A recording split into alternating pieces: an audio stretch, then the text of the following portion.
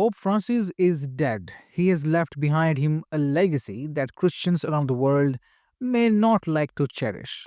A pope is expected to raise pressing issues threatening Christians, but frankly speaking, he often sounded more like an Islamist when it came to taking public stand on key issues.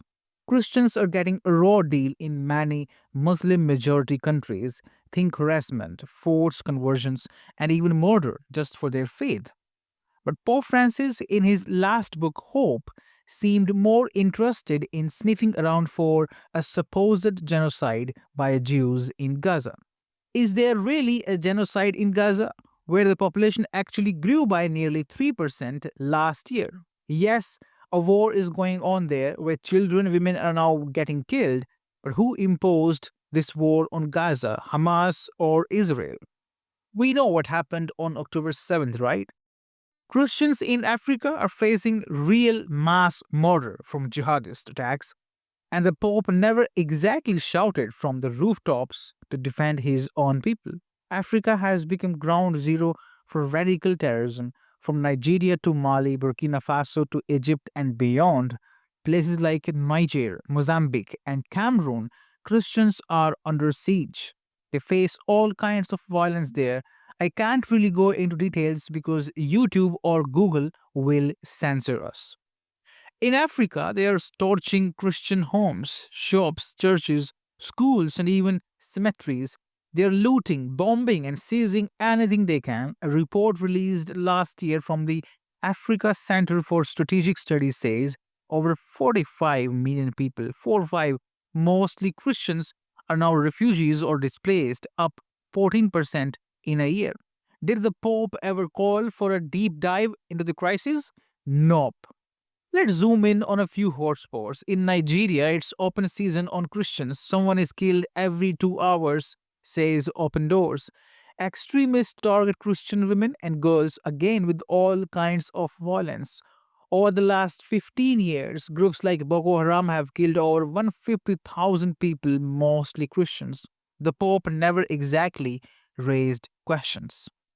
In the Democratic Republic of Congo, the DRC, violence against Christians has racked up about 6 million deaths since 1996, with 7.3 million displaced.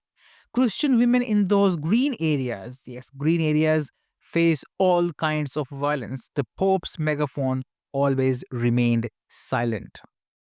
Somalia's Al-Shabaab has a no Christians allowed policy. Get caught and you're dead on the spot.